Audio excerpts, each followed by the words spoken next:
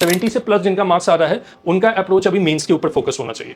तो अभी आप अगर आप सीसेट ऑफ क्वालिफाई कर रहे हो, आपका 33% से ऊपर बन रहा है और साथ में अगर आपका 70 प्लस मार्क्स आ रहा है, go head with the mains preparation. Result आ जाएगा अभी 2 से 3 दिन में।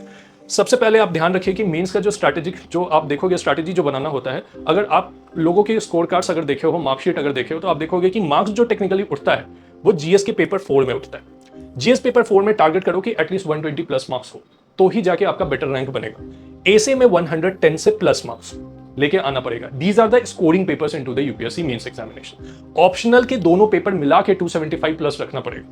अब now GS paper 2, GS paper 3 और जीएस पेपर 1, ये जो पेपर्स है इसमें किसी साल आप देखोगे स्कोर ज्यादा आ जाएगा, किसी साल स्कोर कम आ जाएगा। जीएस पेपर 1 में बहुत भी हार्डवर्क करोगे तो 90 से 100 के बीच में ही स्कोर रहता है, उससे ज्यादा स्कोर आप नहीं उठा पाओगे when you compare it with respect to the GS paper 4।